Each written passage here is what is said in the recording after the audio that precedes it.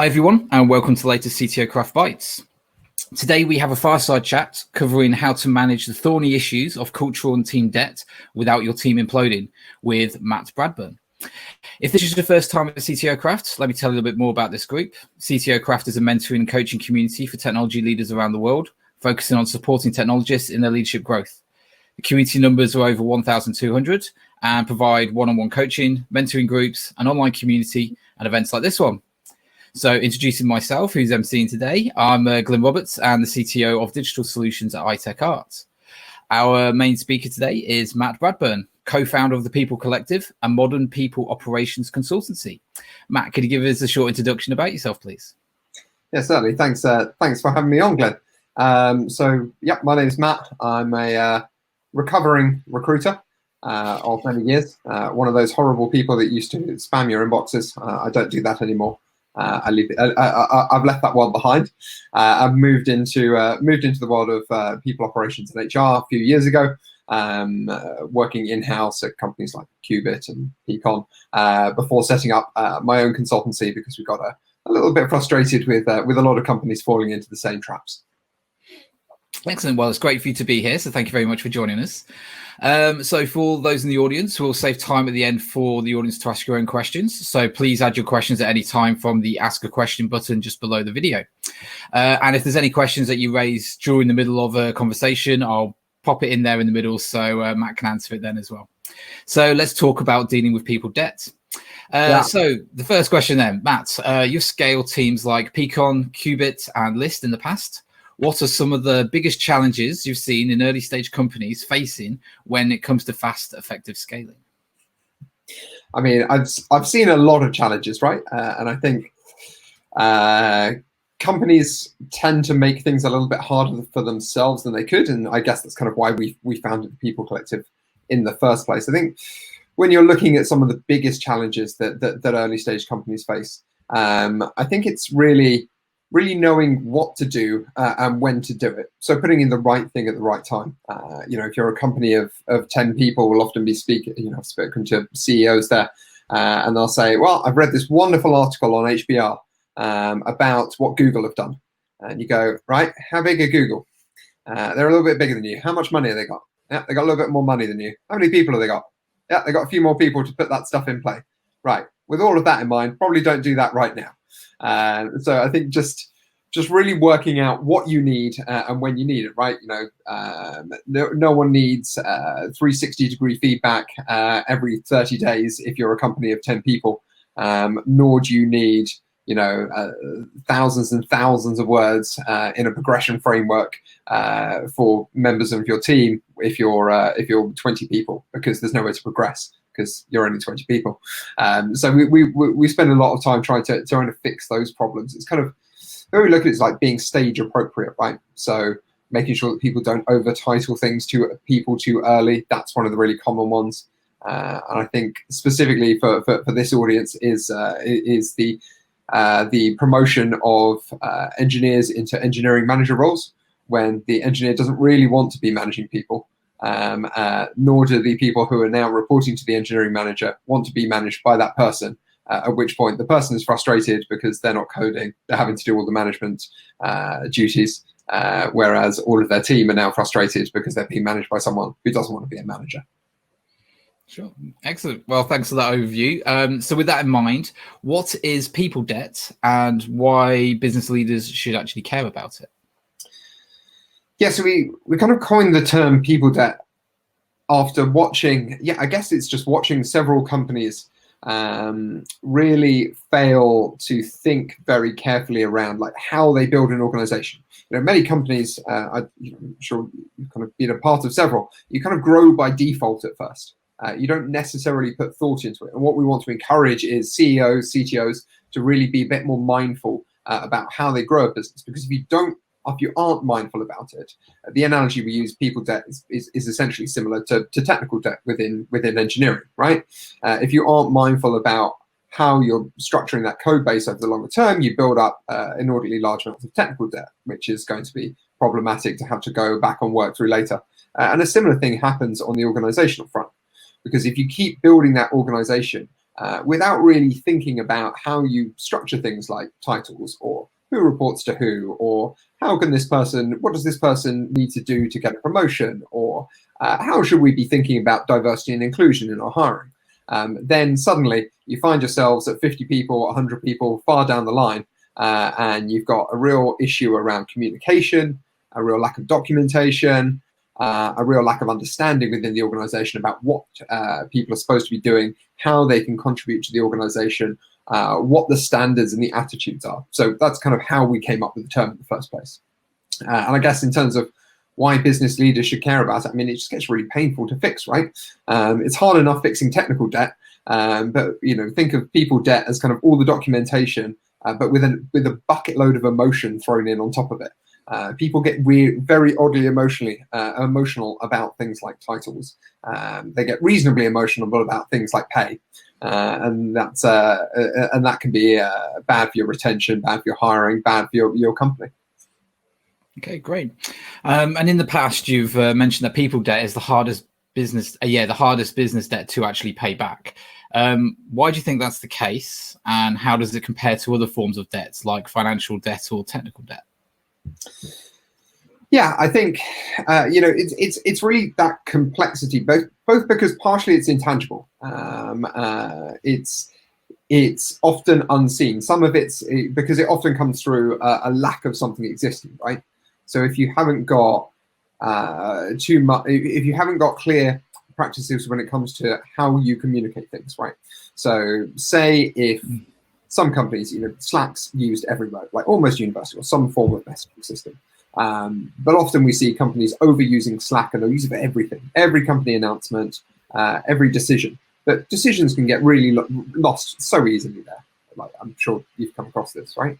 And actually, if that's the way, if that's the rhythm that the company works in, then it's hard to pull back from that. And again, it's also true with the way that the leaders communicate with other people in the business as well. Leaders cast a really long shadow. They will hire people in their image. They will mold a company in the way that they want to mold a company, because it's their company, right? They founded it. It's pretty understandable. But again, to kind of pull back from that, there's a lot of emotions involved, as we mentioned before. So it's very hard to kind of nail down a path to clearing that debt. With finances, you can go, right, okay, this is what we're spending money on.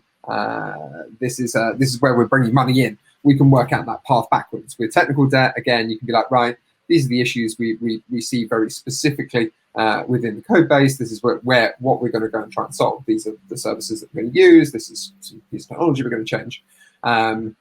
Whereas with people debt, it's really hard, because often the founders or the leaders think everything is fine. It's a bit like Edward Smith sitting there as the Titanic captain, seeing the tip of the iceberg, going, yeah, we've got some problems, but I can absolutely navigate us around this, until they hit crash bang straight into that iceberg, and it causes a lot of problems, and then suddenly you get huge churn, lots of turnover. Members of leadership team leaving, people writing bad Glassdoor reviews. Suddenly, no one wants to join your company. You get a nasty Wired write-up, and then it can really turn around pretty quickly. And it's very, very tough to recover from that. Okay, great. So we'll go into how to recover from that in a little bit. So the big tech hubs like London, New York, and San Francisco, we're exposed to the concept of hypergrowth and blitz scaling, which is effectively promoting accelerated business growth at all costs, especially with the way that VCs especially were reacting over the last few years of scale or go home approach. What are the implications of these models on people and culture, and ultimately on the business? Yeah, I think it's an interesting one, right? I think there's, in the US, you obviously see a lot of companies where they will not just, or I'll frame it a different way. On Twitter, there's a lot of people who talk about lifestyle businesses as if they are businesses run by lazy people, lazy businesses for lazy people, right? And there's this idea that hypergrowth and blitz scaling is the only way to grow. And there's this kind of binary nature that there's one way which is great and one way which is terrible. but by the nature of the question, it's kind of being implied that hypergrowth and blitzscaling are negative in the other way. So I think I think there's a place for everything. We were talking before starting this conversation about how certain cultures like Russia see things in quite a binary manner in terms of decision making and less of a grey area. We're particularly in one company in Russia. Generalizing the whole of Russia is a little bit unfair, but I think when it comes to the ideas of blitzscaling, how it impacts people and culture, I think the things you need to be really mindful of are how you want to structure the company for the longer term, what implications that has on your hiring, how that looks for people's development internally. So I agree that many of the companies which take these approaches are kind of more vulnerable to the accumulation of people debt, but the outcomes on their people, their culture, their business are not necessarily different, but they're more kind of amplified than the ones I kind of talked about before. So, you get much more press expose if it's a Revolut, for example. It's a prime version, but I wouldn't say that it's always a bad thing, because there are plenty of companies which have grown that way, which have done it exceedingly well, that have been very mindful of their culture. I think instead, and I saw there was an advert for Clubhouse. Obviously, it's going around everywhere. Everyone wants to join Clubhouse, apparently. But they posted an advert for a job this morning saying you will work really, really hard, and you will work evenings, you will work weekends. There's obviously a big debate around diversity and inclusion at the moment, of lots of people stating fairly that doesn't make it inclusive as an environment. But the one thing I would say for these companies is that at least they're really, really honest. And I see the same with Revolut. They're super honest about what it's like to work there. And I'd rather these companies that were going through blitzscaling and hypergrowth and have what people see as kind of like a bad, in inverted commas, culture. At least they're stating that up front. It'd be much worse for me to see a company be like, yes, this is the best place. We're super inclusive. We love everyone. You come in here, you learn a lot. You can kind of you can have a great impact, but then that not be the case. And we've seen that a few times. So I think, when you think about companies like Stripe or Slack or Notion, they've scaled really well and they've been really, really careful. The COO, I can't remember what her name is, of Stripe is brilliant. Like, go and look at some of her articles and what she's written down around how they were thoughtful and mindful about how they thought about the organization. Or like Andreas Klinger, I think over at Shopify. I think it was Shopify. Again, like, they've thought very, very carefully about this. So you really just need to be honest, have a lot of clarity in your goals and your expectations of people. And then I think that you can scale in whichever way you want, right? Sure. Yeah, I mean, essentially that honesty piece, there was a conversation I saw on LinkedIn this week about that, where someone had put a Glassdoor job advert up and it was ridiculous, like massively low pay, but they're expecting, massive amount of commitment, no equity, and just, that type of approach. So, you gotta be, you gotta reward them for their honesty, going, this is the type of environment you want to be in. But most people look at it and go, that's not the type of environment I want to be in. So therefore, maybe they're trying to be too aggressive too early in their growth. Yeah, I think it's the other way of looking. It's like, it makes me self-select out, which is great. Like, again, I'll pick on Revolut. It's a really obvious option, but there's enough out there about their culture, and I can read their job adverts that makes me go, no, don't want to apply there, don't want to work there, and that's absolutely fine, right? Because if I don't buy into that approach to growing a company, then I just go, cool, I'm not going to do that. I'll go and apply somewhere else, somewhere I feel that will better match the way, my outlook, my philosophy, my approach. So I'm kind of okay with it. Okay, great. So when companies are focusing on hiring and there's nothing else, so no time for process, no time to think strategically, no time to plan for the long run. Do you think that focusing on just one thing, getting it done, and then moving on is the right specific scenario? If not, how would you recommend a balance to a fast-paced hiring cycle with everything else that's going on in the business? Yeah, I think it is a really, really tough thing to balance, right? I mean, when a company is solely invested in hiring, it's a really dangerous phase for that accumulation of people debt, because all the resources get really dragged in by that kind of gravitational pull of needing more people. You know, if you take the prime example of a company getting a Series A round or a Series B round, almost immediately after that, you've got a new set of investors on the board. They've all got some wonderful high expectations. And let's assume that the company is measuring the bad thing, i.e. using number of people in the business as a metric for its success. Terrible metric. Please stop using that, everyone. But they do. You are going to have to add more people. And we see this a lot, right? In terms of the kind of classic text on it, kind of Danny Kahneman had it very right when he looks at kind of thinking fast and slow. Because you want people to really set more time aside to think deeply and carefully about the decisions that they're making.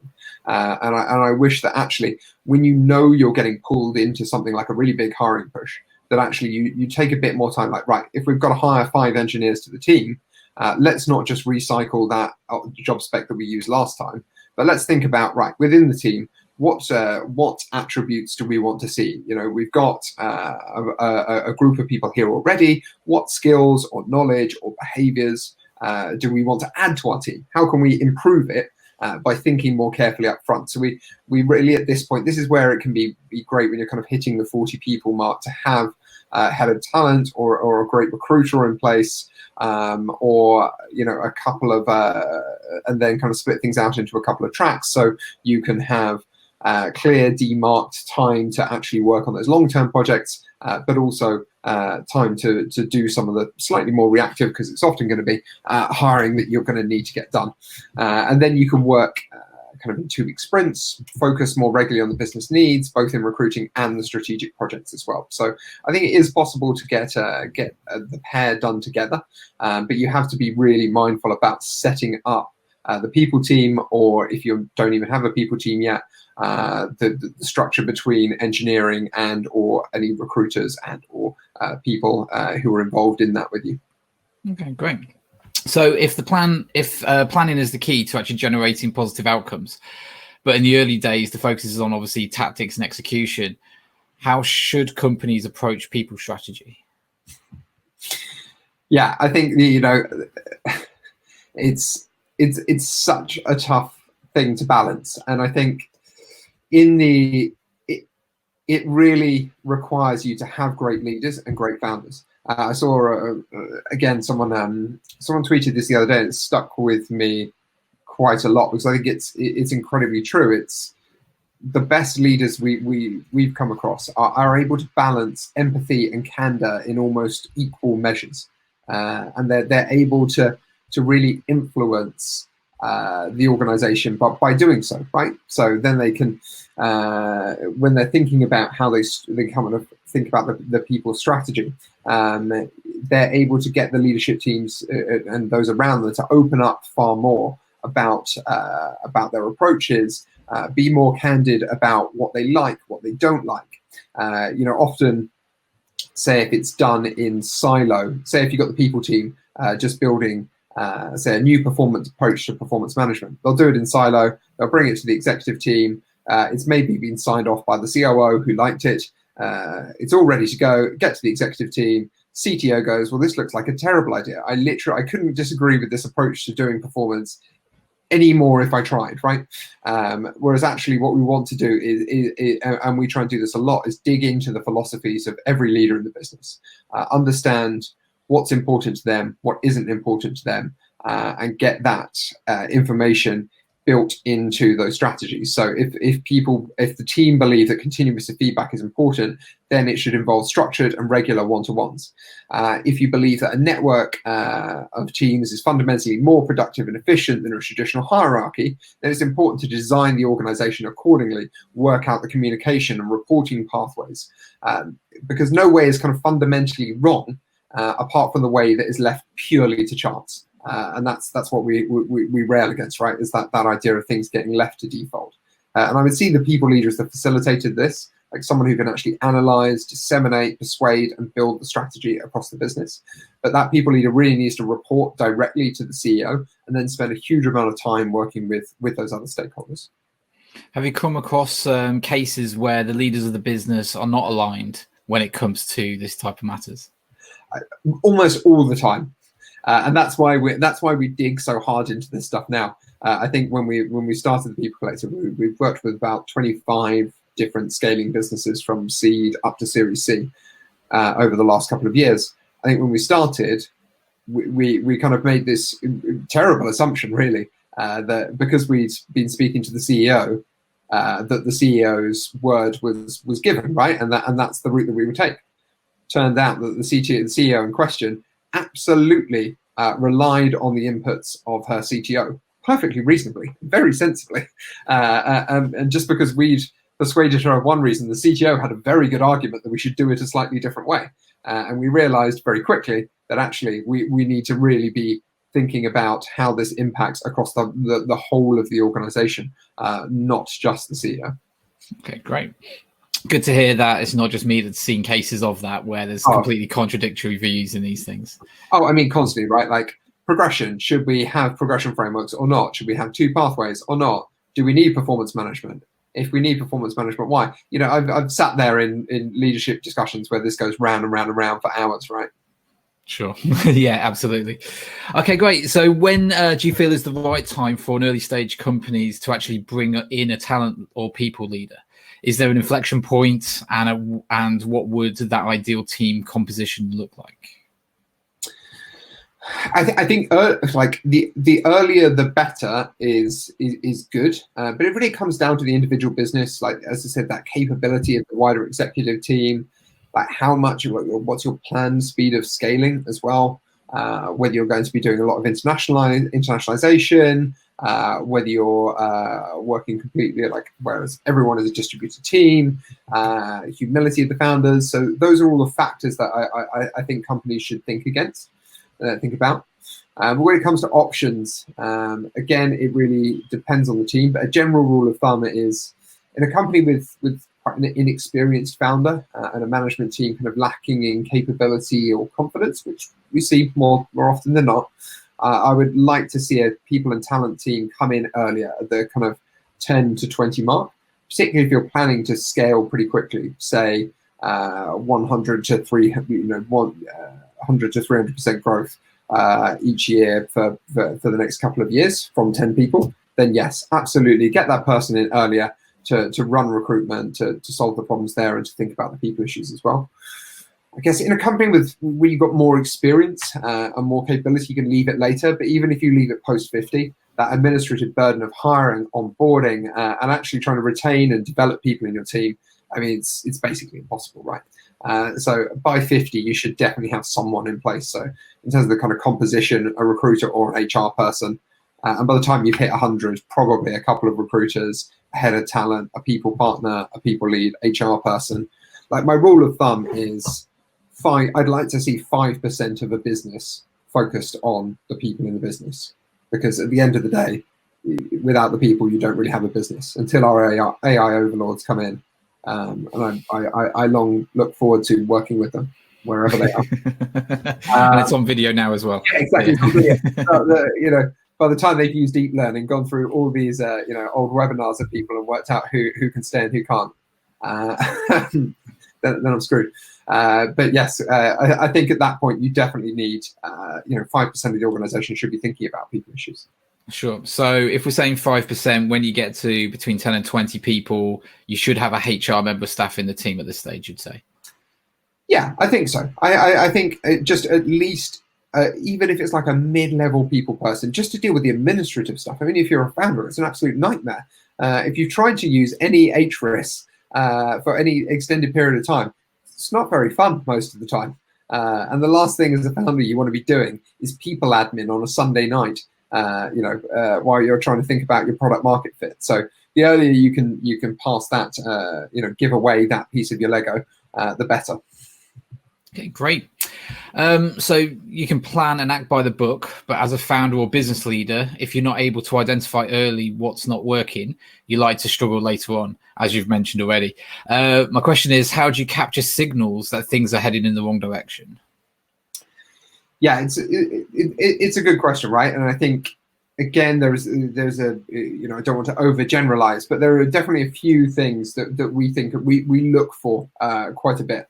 So it's not kind of exhaustive here. I think number one, like absolutely founder humility. If someone tells me that everything in their organization is working exceptionally well, they have no problems with their people because they've solved all of their problems, that to me is like the number one red flag, right? I was speaking to a manager, a leader in an organization, a C-suite person yesterday in a company, and asked them how they wanted to improve as a leader and as a manager. This is a small company, right? This person was like, I don't really see any ways that I could improve. I'm like, I'm pretty sure, Tim Cook at Apple, if I asked him the same question, would have a bunch of ideas about how he could improve as a leader and a manager. If you, person in 25-person startup can't come up with an answer to that, then that's a bad thing. I think number two is soliciting feedback from your team. If you don't know what the problems are, you can't fix them. So a company that doesn't actually engage with its employees, and I'm not saying you don't have to buy Peakon. Peakon's great, but there are other things out there. Just send around a survey monkey, ask people the right questions, and deal with them and respond to them and act on them. Most importantly, a founder or a management team stuck in the weeds, so that really shows just that lack of capability or resources or both.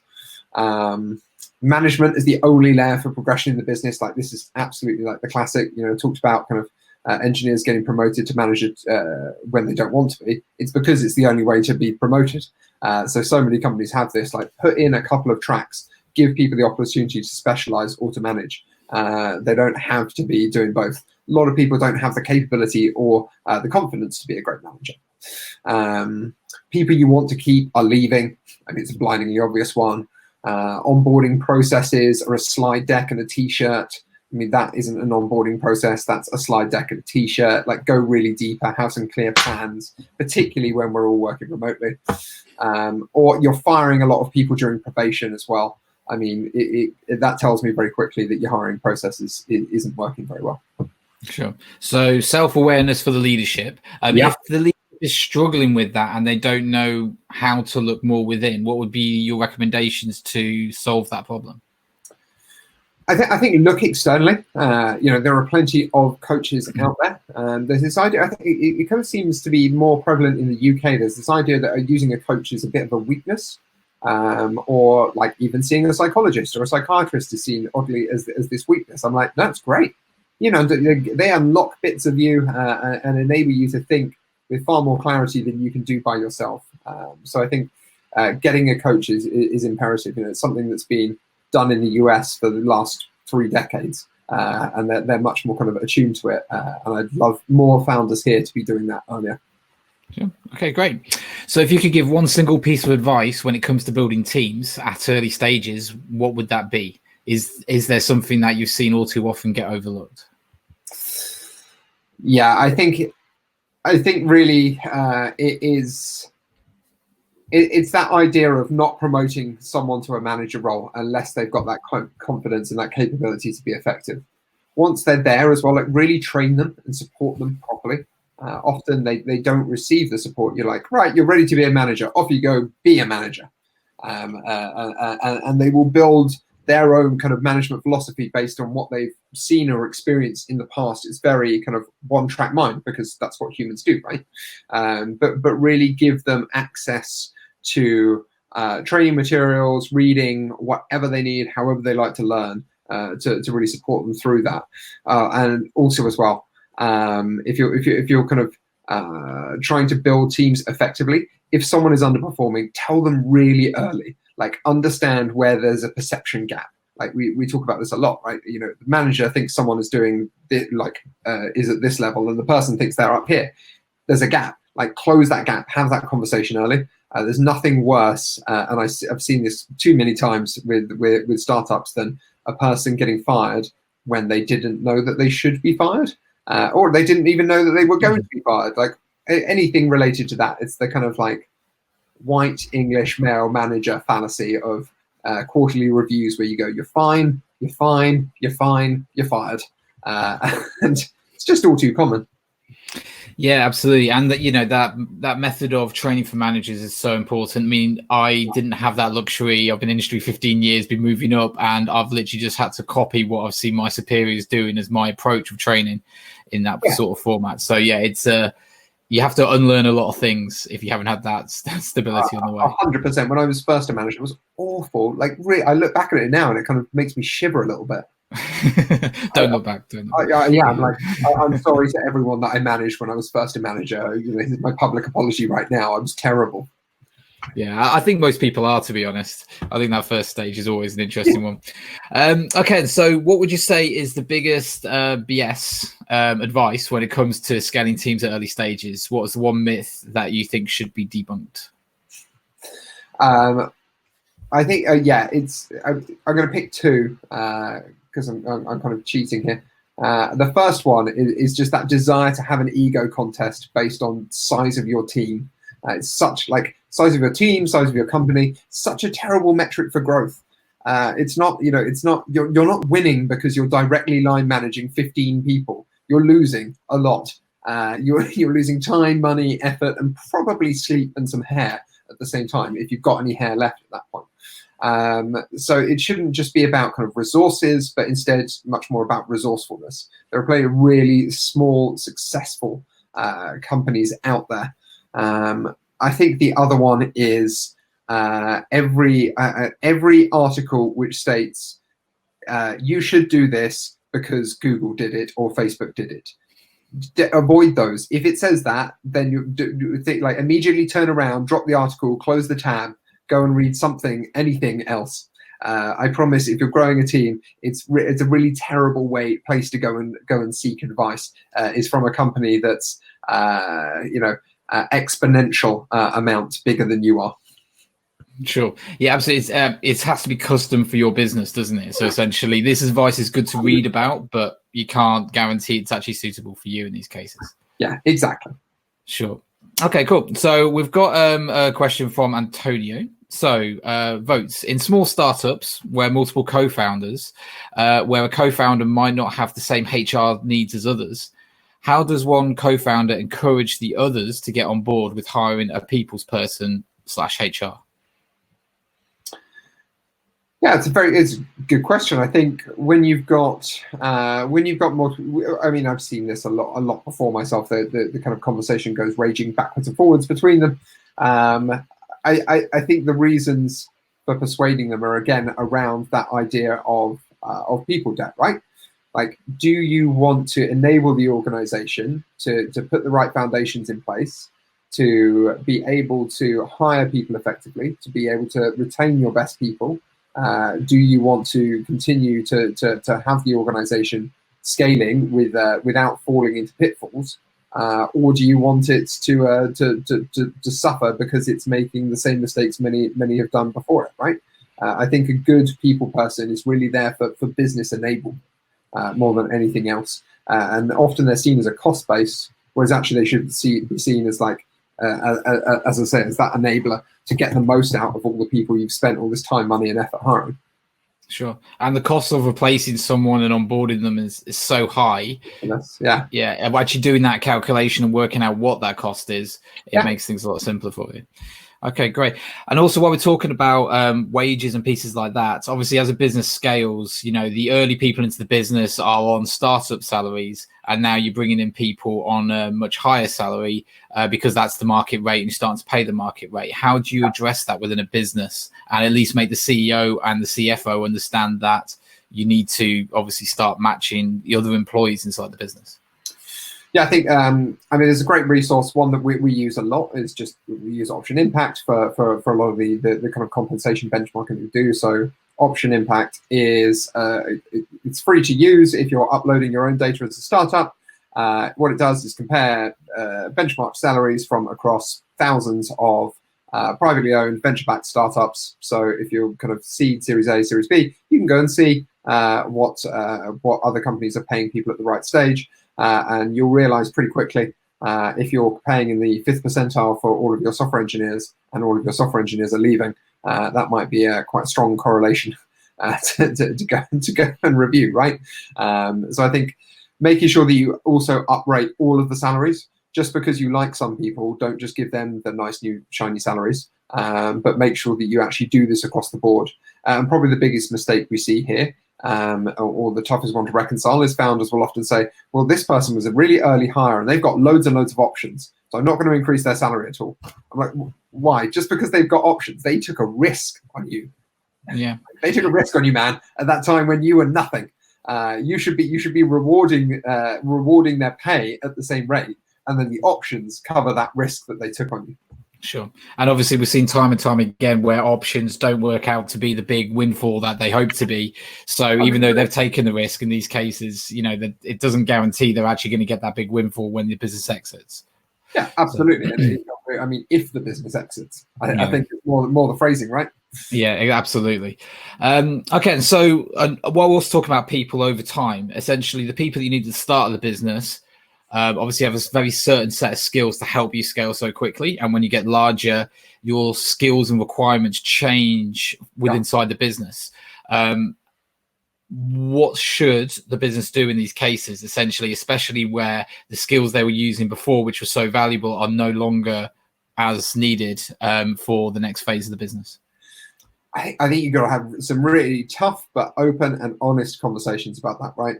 I think it's really true. Early stages, you need far more generalists than you need specialists. Specialists then start to come in, but even those specialists will need to be replaced at some point.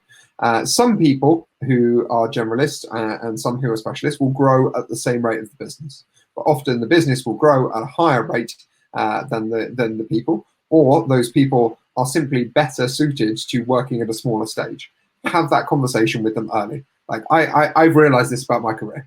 My wife worked at Oliver Wyman, massive consultancy, right? I would be terrible in a people role within that organization. So much bureaucracy, everything moves really slowly. I'd have no opportunity to make quick, impactful changes at a leadership level. I'd hate that. And you work 30 years to get to partner, at which point you're fat and you're bald, and you're divorced, and that sounds terrible to me. And I realized pretty early doors that I like working with Series A, Series B, Series C companies, and that's why we focus there. And I think people should be cognizant of that when they go when they've been through a couple of startups. Like, start to know yourself, like what you're good at, where you can add that impact. Sure. Businesses should definitely just have more honest conversations. So in a case where the early members of the team obviously have options which won't be vested until an exit, so therefore they may be less willing to leave the business, what do you do in this case? Do you actually remove them from the business? Sometimes you've got to make a really tough decision, and it might be the case that you have to remove them from the business. They might not like it, but you've got to do what's right for the business in the longer run, right? The best founders that we speak to, we spoke to one recently, and he said, he was like, look, I'm not going to be the best CEO for this company. So I'm a good founder. I know I've got the vision. I know where we want to go. But once we hit 100, 200 people, I'm going to be a terrible CEO, and I shouldn't be CEO. And I'm already working with my board at this point to find a CEO who will run the business when we get that big. Right. Sure. And I'm seeing that much more common path now as well. I think 10 years ago, you didn't want to let go of that CEO title, which is why Zuckerberg got to where he was. He's like, no, I'm keeping the CEO title. And obviously, in that case, it worked for them. With other businesses, it hasn't worked so successfully. So having that awareness at the CEO level of a new founder, they don't have the experience. So. Yeah, and I think they should just lean on the board a little bit more as well, right? Some people, get that feedback, talk to people, talk to mentors, talk to coaches, be like, do I actually have what it takes to be a great CEO? Some people do, and they should absolutely stay on. Others don't, and they should know when to go. Sure. Would you say that the industry, especially inside the UK, is that you only normally do a role as a developer for a couple of years in one business? You never do the same role for more than 2 or 3 years at a time. You need to do something else, otherwise you never progress it. So therefore, with that natural movement of people anyway, do you think that removes a lot of complexity around people debt? Yeah, I think I'd actually say it almost makes it worse, right? In that constant turnover, when you get a lot of turnover, it almost amplifies it a bit more. When you get stable teams who are working together for a bit of a longer time, they're able to kind of bring some consistency to their working practices. They're able to bring some consistency to how that interacts with the business, and that's great. I think it's harder in those higher turnover businesses to get that stuff right, and that's where we do see more accumulation of people debt, is when that stuff hasn't been thought through, or just when you're adding lots and lots of people. If you're hiring 150, if you were 50 people one year, you're 300 people by the end of the next year. You're going to have accumulated some people debt during that time. Sure. I mean, I was in Portugal last year, living over there, and BNP Paribas has hired 1,500 people over the last year and a half. And I didn't work there, but essentially some of the stories I was hearing from that was just crazy, and it was a massive amount of people debt because of that type of growth they're trying to onboard with. Yeah, exactly. Like Revolut were adding 150 people a week earlier this year. Yeah, absolutely. It's big growth, and this type of management's very much required. So on something that I've seen more in the US than the UK, have you seen people debt occur not within a fast scaling team, but in a long running business which has struggled to adapt with just slow growth over time? Should they follow the same advice that you've been giving so far? Yeah, I think it's just you almost need to kind of come in and reassess on a regular basis if that's the case, right? Just grinding out that growth to profit, which is great. Absolutely, got no problem with that. Your base camp style approach to making a lot of money, fine. I think it shouldn't, we shouldn't look down on a lifestyle business, but I think you can still. In those ones, you suffer from issues of a slightly different kind, which is because the working practices and the ways of working become so ingrained because of that longer, slower burn, and people knowing each other for a longer period of time and higher rates of retention, that actually kind of impact it in another way, in that if you're a newcomer to the business, you get a lot of, this is the way we've always done it. Which is not necessarily the best way of doing it. So making sure that you provide context to any newcomers on why decisions are being made is always super important, and that often doesn't happen in that situation. And also having a bit of an audit on a regular basis. So making sure you use engagement properly, thinking about how you can improve things, asking people and surfacing ways to improve or increase efficiencies and increase ways that will make it a nicer place to work are important. Great. So another question from the audience, from Pablo. The role of a CTO changes as the company grows and the business matures. The same problem that we mentioned before with the other employees. For example, the focus is purely technology versus technology strategy, which obviously you need technology just pure technology at the start, where it goes more strategy further down the line. Yeah. How do you address this? Should a CTO be appointed early or later? If not, if they're not hired early, how to cover this leadership position? Yeah, I think it's pretty common to see a CTO as part of a founding team, particularly in the UK. I know it's not always the case everywhere, and often you might get a technical leader who's maybe if you've got an AI focused startup, or at least machine learning focused startup, to stop using the AI case. You might have someone leading data science, and you get a technical leader come in. I think that in terms of that move from pure technology to technology strategy, you need to just assess if that's the right person to own that technology strategy over the longer term. So, you can get, if you're the CEO, you can speak to others who can advise on whether they believe your technology leader is the right person to take on that CTO role. I think that they should be appointed pretty early, if possible. But if they're not, have like a technical lead or a VP of engineering, or someone who kind of encompasses both that, as you said, like technology strategy and the people management side of things. Often you can have that kind of dual track, right? If you've got a great VP of engineering covering off the people side of things, working with someone they trust in implicitly, who's kind of the tech lead, perfect. Because then you've got that opportunity to ensure that things are great from a technical and a people perspective. Sure. Okay, great. I mean, as you mentioned there, I'm seeing more like investment bankers trying to get into this industry. They've got money raised and they're there just going, right, let's just offshore some development and start the business. Well, obviously a technical co-founder will really save the business a lot of money over the long run and, be able to give the right direction there. But obviously from a CEO's perspective, it's very concerning to have to give up shares, not options, because if you're the first co-founder in the business, you want shares. And also they probably want pay as well if they've got any form of experience because they know what their worth is. Yep. So yeah, I don't think that's an easy one to achieve. Okay then, so would you say there's a stronger likelihood of people debt occurring with more staff working remotely? Yeah, I think absolutely. I think it will be specific elements of it, but if you think about the communication piece, that's going to be absolutely key, right? If I look at, and this is where tools like Notion and Coda and Slite come in really helpful. And I think you need to look at the practices like GitLab. You look at GitLab's documentation on how they work. It's like a Bible, right? It's like an encyclopedic guide. And I think it speaks to how they work as a business. Is write first, talk later.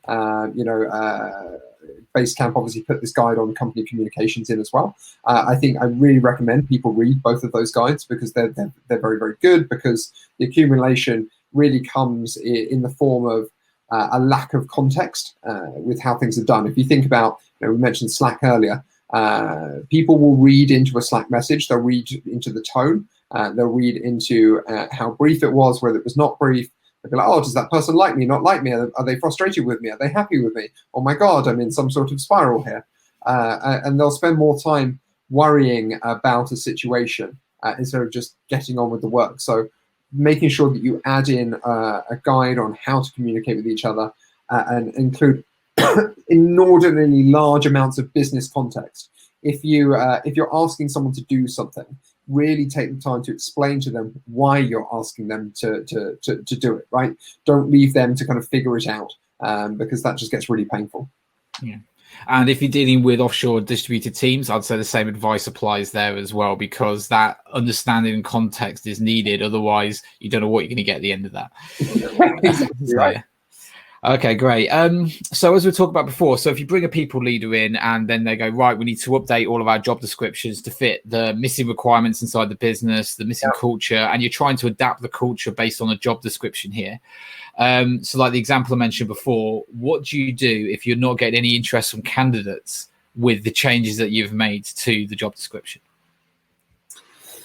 I think you can't rely on job descriptions alone. Like they are one point. Actually, I mean the simplest way I would say with job descriptions. Firstly, don't write job descriptions. Write job adverts. Like it should be a piece of advertising. Like think of a piece of marketing or advertising. If you don't know what that looks like, go and speak to your marketing team. If you don't have a marketing team, go and speak to someone you can find on the internet who knows about marketing. Like honestly, that's absolutely like my first piece of advice there. Like really treat it like an advert. Do anything you can to make it interesting, stand out, readable like a human. So less bullet points, more insight into what it's actually like to work there. Other areas you can do are like, we've done this for a couple of companies where we've actually built them their company handbook in Notion. And then we actually just open sourced it. So you can just go on the internet, anyone can copy it if they wanted to, but anyone can see it. So you know how easy it is to book a holiday. You know what it's like in terms of how you're going to be managed, what performance reviews look like, or does anyone actually care about personal development in this company? And doing that kind of stuff, it makes it far easier to attract people to your business than just another job description. So I think that's my kind of number one piece of advice is just try and make it more readable and human, right? If it's just another selection of bullet points of this is what you need, this is what you must have, it's not very fun. No, and yeah, there's no reason to keep that information private, is there? If it's everyone will know it as soon as they start in the business anyway. Exactly, and the more you can open it up, like make it super readable, it actually acts as a piece of employer branding and makes you, if you're doing interesting things, you want to tell the world about it. Sure. Okay, great. So would you say that people debt directly relates to your business culture in this way? I know we've mentioned that we want to try and alter the culture. with the leadership that you bring in for this piece? So would it correlate, and could you explain a little bit more about that? Yeah, I think it's deep. It's deeply intertwined. Like that, the idea of culture for us is not the idea of kind of ping pong tables. And thankfully, no one's got an office to go to anymore, so can't really have your ping pong table. Have it at home. It's fun at home. Nor is it office beers. Again, I love a beer, but not everyone loves a beer. So I think the culture will change as the business grows. It will always be heavily influenced by the founders or the CEO of the business. And leaders should be really, really mindful about the shadow that they cast across the business, i.e., stop hiring people that just look like you, plus also don't necessarily don't ignore what you're doing or what you're saying, because other people will copy it, essentially. Is what I'm trying to say there, right? So when you're thinking about the culture that you want to build, you can accrue that debt in terms of right, you've got a company of 50 people and they're all white males. There's your people debt right there.